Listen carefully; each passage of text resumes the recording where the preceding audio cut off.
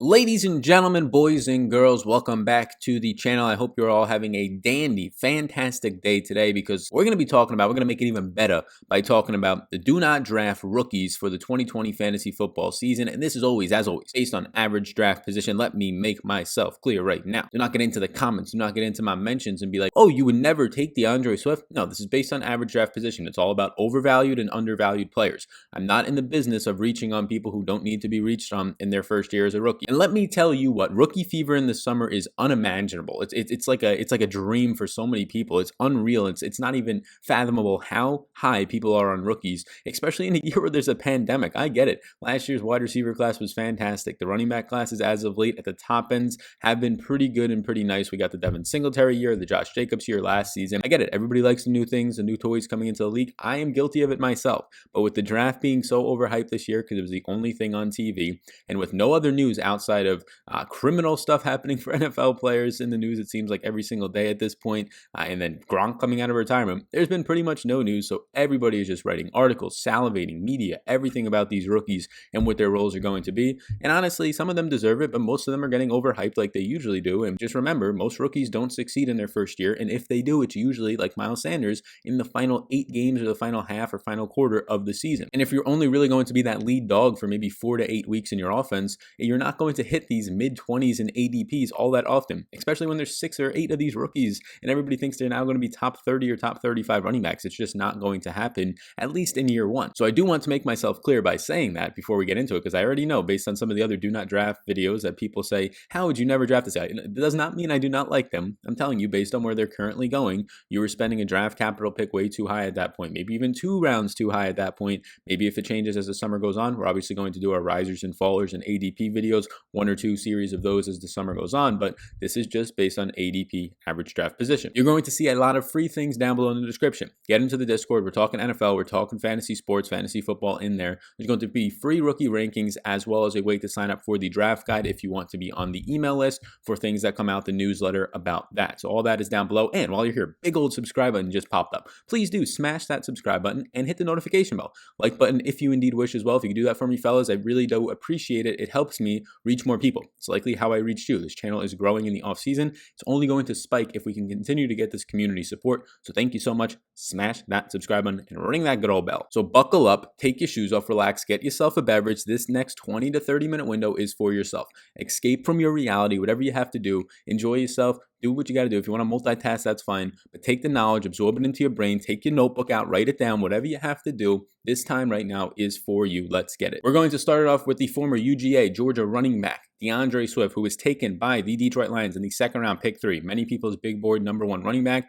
ends up going off the board as the 2nd running back behind the 1st round pick, of course, Clyde Edwards-Helaire to the Chiefs. Now, DeAndre Swift is 21 years old. He's over 210 pounds. He stands at 5'8". He ran a 4.48 fine time. He's compared to Pierre Thomas, former Saint, and Miles Sanders, the current second-year Philadelphia Eagles running back. In 2019 at Georgia, he played in 14 games. He had 197 carries for over 1,200 yards and 8 touchdowns. He's likely the best combination of both a receiving back and a running back in this backfield out of all of these overall rookies that were drafted this year. He caught 24 passes on a 7% target share for 216 yards. He ended up seeing a red zone role that was very elite. 35 attempts, 11 touchdowns in those 35 attempts. Against top 25 teams as well, some stronger competition, although he's seeing a lot of that in playing for Georgia. He still had over 5 yards per carry, just slightly. And in his career at Georgia, 6.6 yards per carry, a 10.1% target share, only 3 drops on 900 career targets. So this is great. He was picked in the 2nd round. The draft capital is there. He's coming right into this role. Is it a good thing? Well, let's see what they did in the offseason, not just adding DeAndre Swift, but the rest of this Lions team. Their offensive line took a hit when they ended up losing Graham Glasgow, who was a big improvement piece, a top 10 player at his position, at the guard position last year.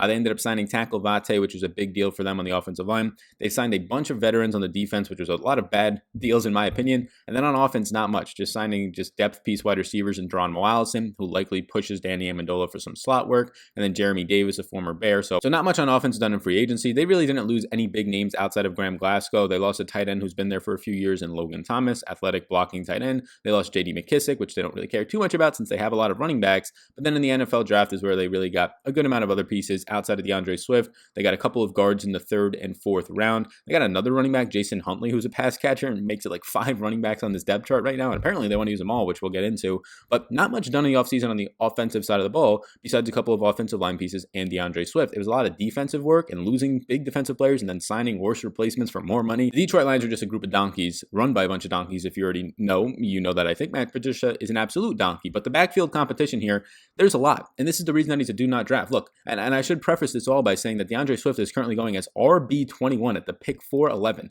He's going at the end of the 4th round, beginning of the 5th round, right now in 12-team formats. This was updated as of a week ago, so maybe some news has changed. But as of right now, he's still going as a top 5 pick for many people and a top 4 pick in terms of rounds, and that's just not going to happen for me. He's going off the board as RB21. Even if these week-old rankings now, or the ADP from a week ago at this point, I think it's like 6 or 7 days, is off, and now he's going at like RB26, and he dropped for some reason. He's still my RB34, and this is the big reason why. The backfield competition. Still have Kerryon Johnson out there. Everybody knows that. But they have Bo Scarborough, they have Ty Johnson still, and they have Jason Huntley, who they drafted in the 5th round. So I don't think they're just going to cut their 5th round draft pick. They're definitely not going to cut Kerryon Johnson, and they're just saying great things about Bo Scarborough nonstop. I mean, I'll put right up on the board right now. I'm going to put a tweet up right now from Jared Smola. You can follow him, and he kind of quoted a tweet from The Athletic, and it just says, DeAndre Swift and Kerryon Johnson. Both should be on the field a lot, although Swift's ability in the pass-catching game might tip the scales in his direction. He was a great pass-catching running back in college. Don't sleep on Bo Scarborough either, though. This coaching staff really wants all 3 reliable backs. They want to use all 3 of these guys, and then they came out and said shortly after this in a report reported by RotoWorld that they would be fine using 4 backs. So that likely means, I assume, Jason Huntley and then Ty Johnson might get the cut. I don't think you're going to keep 5 running backs on your depth chart, but you can't tell me that that's appealing. And yes, Kerryon Johnson has suffered from insane knee injuries his first 2 years. It's very similar to Darius Geis. Darius Geis has actually missed more games, but Kerryon Johnson has missed around 15 games in his first 2 seasons with just knee injuries. And that's the worst possible thing you can have as a running back early in your career. Teams don't want to be investing in you and your bad knees at that point when they can get guys like DeAndre Swift in the 2nd round. Kerryon Johnson is still going to be out there. He has 2 years left on his 4-year deal for $6.5 million from that rookie deal that he signed a few years back. So he's not going anywhere, at least immediately. So yes, if you want to tell me, yeah, DeAndre Swift's going to be the starter out there by week 8, I'd say no, because no matter what, even when Kerryon Johnson before he ended up getting hurt last year and the year before, they were still trying to use 2 or 3 running backs, and they've been doing that for like the last 6 to 8 years in Detroit. Maybe it's because they've never just had a great running back, but they've been trying to just have 2 to 3 running backs back there. And you think about Matt Patricia coming from the Bill Belichick tree to an extent, and all they do there is use 2 to 3 running backs. I love DeAndre Swift. I think overall he is the best talented running back in this draft when you talk about fantasy purposes from a pass catching perspective and also just a pure runner on the ground. But it's a big concern when you have a guy out there that's going to be in a backfield where at least one guy's getting the ball, and now Bo Scarborough was getting hyped up. It is coach speak to an extent, but we saw them use Bo Scarborough exclusively last year, partially due to injury concerns for some of the other running backs like Kerryon, but also just because they liked him a lot. So in 2019, the Detroit Lions offensive line took a huge step forward. They lost Graham Glasgow, which was a big piece of that, but they also had a couple of other top 10 graded players on that offensive line. They ranked 9th in run blocking. They drafted a 3rd and 4th round guard, as we talked about, that being Jonah Jackson in the 3rd round a guard, and then Logan Steinberg in the 4th round a guard. So even though they had a top 10 run blocking offense, they were still just ranked 24th in actual running offense, rushing offense in general from PFF. 103 yards per game, 2.8 running back red zone carries per game. And a big reason why they only ended up attempting the 16th most attempts is when Matthew Stafford got hurt. And even before that, they were supposed to be this run-heavy offense, but Kerryon gets nicked up, Matthew Stafford's balling out, just keep throwing. But then Stafford gets hurt, and then out of desperation, Driscoll and Blau, they need to start throwing those backup quarterbacks. The thing that was nice to see, though, is Matt Stafford, similar to Philip Rivers in a sneaky way, likes throwing the ball to his running backs, and he ended up seeing 6.25 targets per game last year for Detroit running backs, 5 receptions per game for these running backs. Now that was split up between primarily J.D. McKissick, but Ty Johnson got involved a little bit, and then some other running backs here and there. So I do think DeAndre Swift's role as a pass-catching running back in this offense is promising because they actually throw it to the running back. So to get you familiar with some of the scouting pros and cons of DeAndre Swift coming out of college, I put together a little bit of a list here. He's probably the best receiving back in this class. I put hello PPR there. And again, we just talked about the role being in Detroit. It's not a bad spot by any means. He was never a workhorse, but he has the ability to be one. So you could put this as a pro or a con. Never was really a workhorse in college because he was always that complementary piece, but he has the ability to be one. And also it's a pro because he showed what he can do on these 200 touch seasons, 250 touch seasons when you factor in his receptions. And that means he just has fresh legs as he hits the prime of his career at just 21 and a half years old. 31% of his attempts went for first downs or touchdowns. Now, obviously that factors in your offense, your scheme, your offensive line, but it also factors in you, the running back, as well. A third of his touches went for a touchdown or a first down. That just shows your efficiency at actually getting your job done. His concerns are that he dances too much, like many guys who have a versatile skill set, trying to do a little bit too much at times. And he's a poor broken tackle guy as well, which is always a concern in terms of getting yards after contact. But if you're in open space, usually you don't have to break too many tackles if you can just have that one step on a defender, one juke ability, which DeAndre Swift does. So I'm a fan of DeAndre Swift. I mean, you can tell my sentiment from talking here is both that I like him in general, just as an athlete, a 5 years from now, really big stud on a team potentially. But for this specific year, I have concerns. I don't want to be drafting a guy right now at the end of the 4th round, beginning of the 5th round, as my RB2 potentially, or RB3, that I don't think actually sees a full workload on the entire season. Now, I don't think he can't have success. I don't think he can't finish a top 30 running back, but a lot's going to have to go right, and he's probably going to have to find the end zone a decent amount of the times, because even just on receptions, this backfield is just loaded enough that I don't see him really pushing a top 25 running back, and really a top 20 running back where he's currently being drafted. So once again, to just close it out, right now DeAndre Swift is going to be a do not draft for me in redraft formats. I think he's fine in dynasties, of course, but currently going as RB21 at the end of the 4th, beginning of the 5th round in 12-team PPR drafts. He's my RB34, so I'm just never going to get there. Quick reminder to get into the free Discord down below. We're talking about NFL, we're talking about the offseason, and we're talking about fantasy football. If you're watching this video, you obviously have interest in those things, so free Discord down below. Come join the community and chat out there. Please, please, please do not start gasping that J.K. Dobbins is on the screen. Ohio State running back, the rookie, right now going to Baltimore. Likely, honestly, you can argue that he has the best landing spot. I know that you have Jonathan Taylor, the best zone runner in college football, and we talked about it in my must draft running rookies, and you can check out the must draft rookies, the must draft rookie running back videos, pop up those thumbnails. But what I want you to do is just think about this. He's going into an offense with Lamar Jackson that Scott Barrett's tweet I'll pop up right now. Running backs in the Baltimore offense in 22 career starts for Lamar, averaging 5.09 yards per carry. The leader last year in yards per carry was Devin Singletary at 5.13. That is insane. So what that's pretty much telling you is just a deception of Lamar Jackson being there. The running scheme in the offense that they're running in Baltimore is highly efficient and highly effective for running backs. And namely, you have J.K. Dobbins now coming in, and Gus Edwards. J.K. Dobbins likely takes on that role for the beginning of this year, maybe for a good part of this year, if not the entire season. Gus Edwards in this 2-year span has seen 5.28 yards per carry. An old and aging Mark Ingram has seen 5.04 yards per carry. And for the most part, Mark Ingram's burst has kind of gone away. So J.K. Dobbins is stepping into an ideal role. And I do think that moving forward in Dynasty, maybe outside of Jonathan Taylor, J.K. Dobbins is the best available player out of anybody in Dynasty formats, depending on if it's super flex or not. But J.K. Dobbins looks very, very good to me long term. So before we dive forward, let's just look back at what he did last year at Ohio State. 301 carries, over 2,000 yards, and 21 touchdowns. He caught 23 of 28 targets on 7.6% target share. He was top 10 in missed tackles forced. He was the #1 player in runs of 15 or more yards, and he was #4 in yards after contact. J.K. Dobbins is a very sneaky player in this draft, and honestly could have went off the board as the #1 running back overall in the NFL draft, and I wouldn't have batted an eye on it. He has a very similar skill set to Taylor. Taylor beats him out on the pure running and zone running part of it, but J.K. Dobbins, without question, beats out Jonathan Taylor when it comes to pass catching ability. So what did the Ravens do in the offseason? Well, they ended up losing Marshall Yanda, which was a huge piece for them on the offensive line, but they tried to draft some of his replacements. A 3rd down pick in Tyree Phillips, huge offensive lineman on the interior. Ben Bredesen in the 4th round, an interior offensive lineman, so they try and draft a replacement there. They get J.K. Dobbins in the 2nd. They get a slot receiver in Devin Duvernay, who they can use at this point in the 3rd round. They lose backup tight end Hayden Hurst, who was one of the most efficient tight ends in football last year. They end up losing Seth Roberts, just a depth wide receiver piece who was actually somewhat active, and they signed DJ Fluker, a guard, on the free agent side of it. So not much done in free agency, but they really have one of the best drafts in my opinion. They addressed what their needs were. Another wide receiver. They got James Brosh in the 6th round as well. So get another wide receiver in your team. Have something there for Mark Andrews and a complement to the skill set of Andrews in the middle of the field and Hollywood Brown on the outside. That's what Duvernay seems to be. And then draft for the future. Mark Ingram only has 1 year left on his contract. Well, he has 1.5, 2 years left on his contract, but he has an opt-out after this year. He's going to be like 31 years old. So I assume that Mark Ingram is not going to be back with this team after this year, hence why they signed J.K. Dobbins so early and draft him so early. So the rest of the backfield competition, and this is likely the depth chart I'm seeing it being, is Ingram, Dobbins, Gus Edwards, and Justice Hill. Justice Hill, the rookie last year, might be at risk of actually being cut now, or at least being a part of the scout team. Ingram is 30 years old. He has 2 years left on his deal, but like I said, there's an out coming after this year when he's going to end up being 31 and a half before next season starts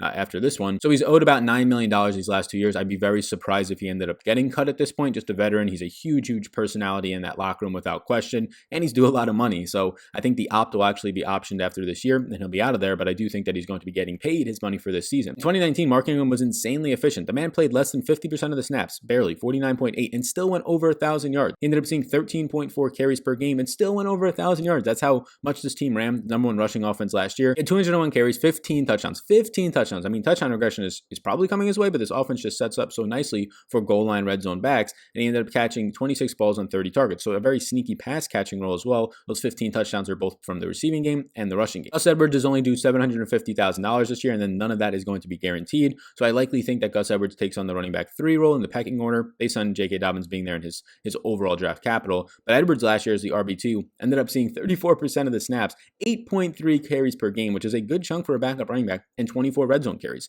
He had over 700 yards, he had 2 touchdowns, and look, he had 24 red zone carries and only 2 touchdowns. You're likely going to see that number go up if J.K. Dobbins takes on this role. Maybe 4, 5 touchdowns for Dobbins. He only saw 8 targets, which I think Dobbins can definitely see more than that. So this is a really good role. I mean, if you just take some touchdown regressions, put Dobbins into Gus Edwards' role and give him a couple of more receptions and really a couple more targets than the 8 that Gus Edwards saw, that's a strong season. You probably get somewhere around 850 total yards. You probably get 3 to 5 touchdowns out of the guy, maybe 10 receptions. That's a very strong season for this guy. The only reason he's not higher up for me is because he's going off the board as RB26, and this is once again rookie fever in PPR redraft formats, going off the board as a top 30 running back. I currently have J.K. Dobbins, and I'm projecting him for all the things that I just told you, around that 750-yard season, a couple of receptions, a couple of touchdowns. I currently have him as my RB44, and I'm targeting him at RB44. He's just never there because he's going off the board in like the top 30 picks as like an RB3 at this point, when he's very clearly, to me, an RB4 with upside. I mean, Baltimore's rushing offense was fantastic. They led the league by a mile with 37.2 rushes per game. We talked about just all the success that a 1,000-yard rusher on less than 50% of the snaps and only 13.4 touches per game had in Mark Ingram,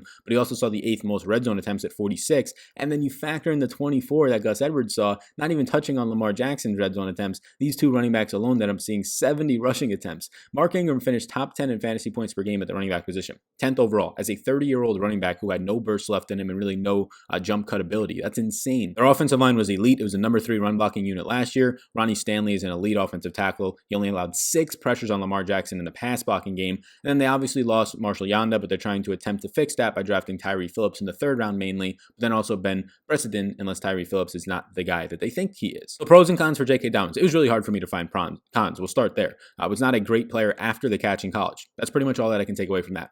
There's not a lot of cons in J.K. Dobbins' game. He has a huge sample size at Ohio State against good competition, and he was a very strong player there. The positive, he's a one-cut cutter. He runs a good zone scheme. He's strong. He has the speed and power combination of size. He caught 20-plus passes each of his years at Ohio State. It's very good to see. So Dobbins, like the sentiment on DeAndre Swift, are guys I love. I think J.K. Dobbins is a steal in dynasty formats right behind Jonathan Taylor, and you're going to get him a couple picks after that. But in terms of redraft for this year, if he's going in the top 30 picks, don't reach for it. Don't try and follow his ADP. Now, we'll see in a couple of weeks and really a month or two where his ADP starts to slide. And if it starts to slide back to that RB35 to RB40 range, I'm much more comfortable there. Again, he's currently my RB44. I can probably see him getting up to RB40 or so for me, but there's no way he's going to crack my top 30 unless we get some news on Mark Ingram or Gus Edwards just being completely phased out of the offense. Big old subscribe button just popped up on the screen. Take 2 seconds of your time. Bottom right-hand corner, there's a little red subscribe button. Hit that if you've gotten any value at all from this video so far. I appreciate it. Thank you so much. Hit the subscribe button and the notification bell while you are at it. The best route runner in the entire draft and likely the best slot receiver in the entire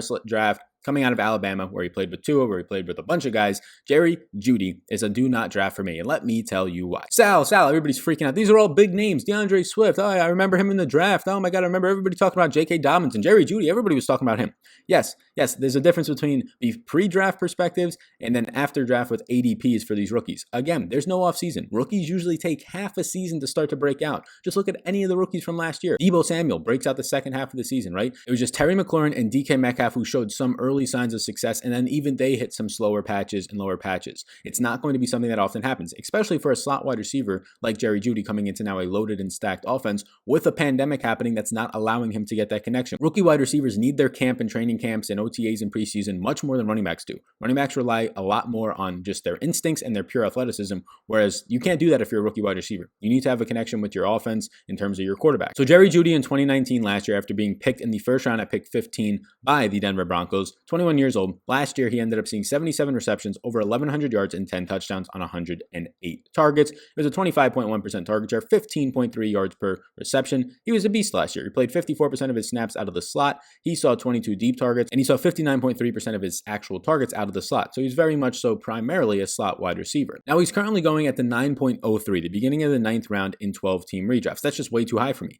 That means he's going off the board at wide receiver 36. I currently have him as my wide receiver 47. I mean, there's just no way I'm taking Jerry Jeudy over guys like Preston Williams, over guys like Anthony Miller, guys who are pretty clearly the number 2 options in their offenses with their arrows pointing up, whereas Jerry Jeudy is coming in as maybe the 2, but really like the 2A to the 2B to even the 2C. Who even knows at this point, depending on how big the role of Noah Fant in his second year and the role of Melvin Gordon is going to be in this offense. So once again, I think it's just a case of rookie fever, and I do think Jerry Jeudy starts to slide into the average draft position of probably the early 40s, around 42 or so, but even then, I'm still not going to be getting him. Like, I have Justin Jefferson ranked higher at this point. I have Justin Jefferson ranked a good deal higher. Jefferson is my number 1 rookie receiver. You can check that out in my must draft rookies, must draft wide receiver videos. I can pop those up. But Jerry Jeudy, for me, he's just going a little bit too early for me. He's probably going a round too early, maybe even a round and a half too early, and I'm not going to be ending up getting there. All Denver did in the offseason was improved. They ended up getting Melvin Gordon in the backfield, which I think is going to make him a sneaky top 20 running back option that gets slept on in drafts. Nick Vannett, a very strong and respected run blocking tight end. And then they get Graham Glasgow, who I just told you from the Lions was a fantastic player, top 10 in his position.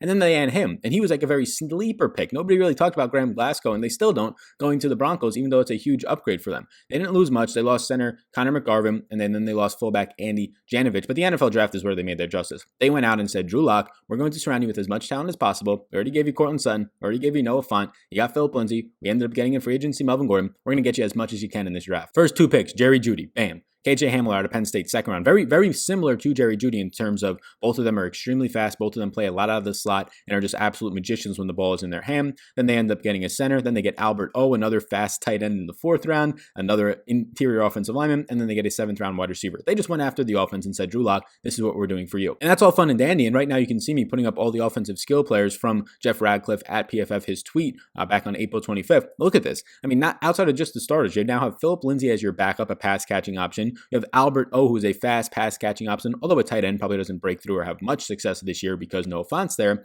but a second year standout now likely in Noah Fant coming out of here. Cortland Sutton entering into the prime of his career. It's just a really loaded passing game. That's not even to take into account how bad Drew Lock was the final 5 games last year. We're going to give him a full offseason, although not an actual offseason with any training camps or maybe even a preseason, but he just looked very bad. So I have concerns, maybe not even about the actual targets to feed out there with Cortland Sutton and Hamler and all these running backs and tight ends, but mainly Drew Lock. Like, that's where it starts for me, which makes me really concerned for all these receivers, not just Jerry Jeudy. Throw into the fact that guys like Jeudy, slot receivers, especially if you're not going to get an offseason, likely won't even start to see a ton of success until midway through the year, and he's already going as like a borderline top 35 wide receiver, which means that you usually see success for most of the year or have a huge second half of the year. I'm just not going to bank on that. So I personally have him as my wide receiver 47. He's going at 36. The target share right now is going to be Sutton as the number 1 guy. Broke out last year in the first 8 games, but then because of Drew Lock, he really didn't do much to end the season. He saw 26% target share and 28% red zone target share. He caught 72 balls for over 1,100 yards and 6 touchdowns. Sutton has 2 years left on his rookie deal, 4-year deal for $6.8 million. After that, you have a second-year tight end in Noah Fant, who caught 40 of 67 targets, saw a 14% target share, 12% in the red zone. Deshaun Hamilton is no longer going to be involved as Jerry Jeudy is going to replace him, and then Deshaun Hamilton's former teammate at Penn State in KJ Hamler is also going to formally replace him because Deshaun Hamilton was terrible last year. 0.76 yards per route run, which is an efficiency metric. That is disgusting. He saw 13.6% of the targets, 52 total targets that amounts out to, only 28 receptions and 1 touchdown. He has 2 years left on a 4-year, $3.1 million rookie deal, only due $1.67 million. I would not be shocked to see Deshaun Hamilton, if not cut, just very much taken back to a reserve role. So coming out of college, the pros and cons, the knocks and positives on a guy like Jerry Jeudy. His speed was without a doubt an open field weapon. All those things are huge positives for him. Ran a 4.45 at the combine. He's a crisp route runner. He's likely the best route runner in the entire class. His 3.49 yards per route run out of the slot was absolutely elite. Only CeeDee Lamb was one of a handful of wide receivers who are actually better than him in that metric. And when you're going to be in the slot, you're just going to see worse slot cornerbacks in the NFL, so it's easier to make that transition. The negatives, he didn't face a lot of press coverage in the slot, very similar to Cooper Kupp in his entire career in the NFL. Coming out of the slot, you don't see a lot of press coverage, so that can be a concern if he moves to the outside and they put Hamler in the slot for some plays. And then his catch radius is sort of a smaller receiver, 6'1", 193 pounds, is a little bit of a concern, but not as much when you're coming out of the slot. So for me, Jerry Jeudy is going about 15 or so. I mean, we could just call it 10 if you want to be on the more conservative side or the more aggressive side, really. Spot's too high for me. It ends up meaning that I'm not going to be getting to Jerry Jeudy where he currently is. If he starts to go around wide receiver pick 40, 42, 43, I might reach for him there, but he's my wide receiver 47, and I don't have confidence in this quarterback, or at least I'm suspect on it. And in general, there's a lot of players out there. So Jeudy, I like the talent long-term. Dynasty, obviously a great top 5 pick if you want to borderline argue about that. But for me right now in redraft is somewhere that I'll avoid. Reminder that I've got free rookie rankings and a free Discord down below. well. So check those things out, totally free. And also there's a link to sign up for my draft guide for early access. It's going to be coming out shortly, if not already out, depending on when you're watching this. So check all those freebies out down below in the description. CeeDee Lamb with the bold, the oh so bold Jerry Rice, the Rice Man himself comparison at the top of player profile. You can see right above my head over here. CeeDee Lamb out of Oklahoma. He was taken in the first round out of not even desperation, but just, hey, he's there on the board. CeeDee Lamb, one of our top 5 or top 6 graded players in the entire draft for Dallas.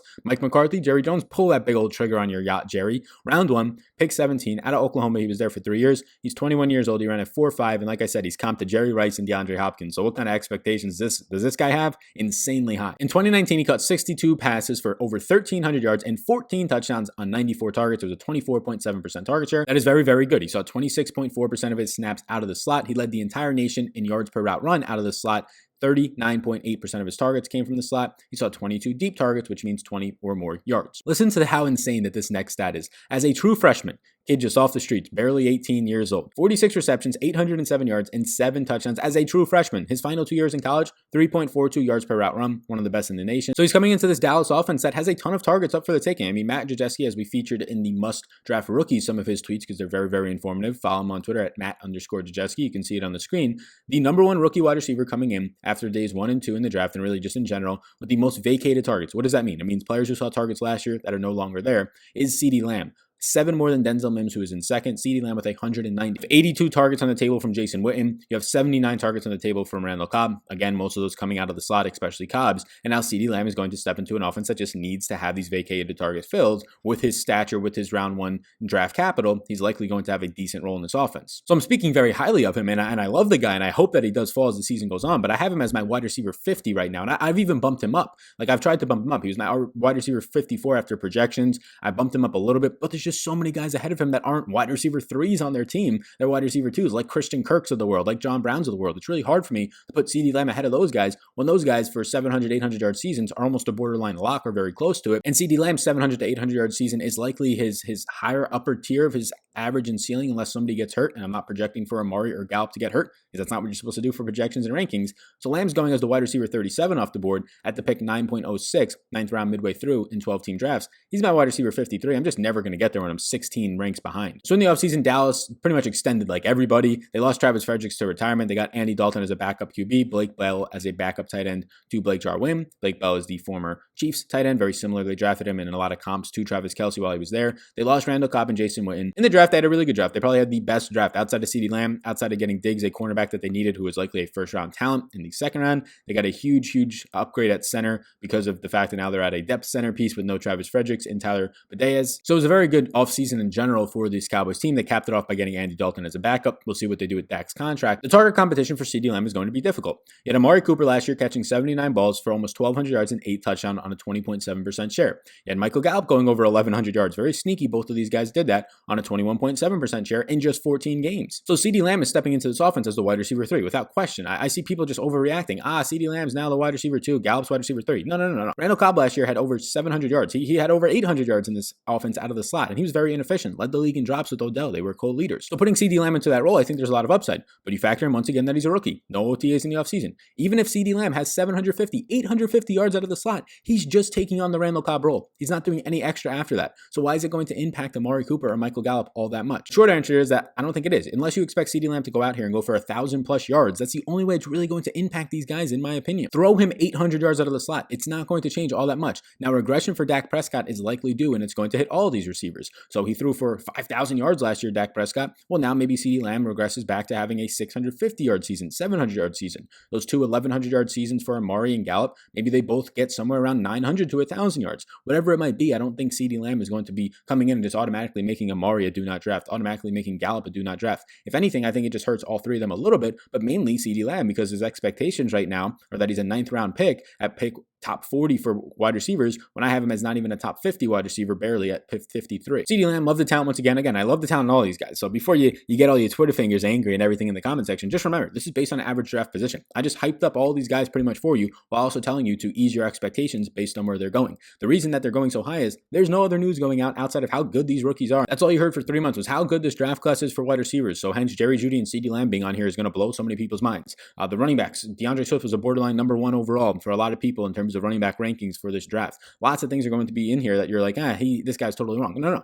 It's based on average draft position. These are rookies. We're not talking about them now going back to their college offenses. They're rookies. They usually come in like CeeDee Lamb as wide receiver 3s, like Jeudy at best as a wide receiver 2 with a not so stable quarterback. Running backs are coming in 3-headed backfields for both of them. DeAndre Swift, a 3 to 4-headed backfield likely. Baltimore, but J.K. Dobbins, a 3 to 4-headed backfield when you factor in Lamar Jackson and Gus Edwards. So it's not the greatest of situation to at least off the bat for year one, which makes their ADP, if you're not starting right out of the gate, a little bit lower than where I think they're currently going. So I appreciate you tuning into this video. Thank you so much. My name is Sal Vetri, and a big old subscribe button is about to pop up on the screen. Take a few seconds. Bottom right-hand corner of the screen, there's a little subscribe button. Hit the notification bell while you're down there. If you were one of the people who ended up making it to this point and you're hearing me, please take a couple seconds to do that. It really does help me reach more people. And if you thought that this video was valuable, if you thought that it was a lot of action-packed information, I spend about 5 hours a day researching and prepping for each individual video while doing some other things as well. So hopefully that you found it valuable. And if you do, all I ask is subscribe button, notification bell. And also get into the Discord. It's free down below, the rookie rankings, all that stuff. So check out what's all free down below. If you want the draft guide, you can sign up for early access to that link down below as well. So appreciate everybody tuning into this one. Go do all that. Thank you so much for being here. I hope you have a great rest of your day.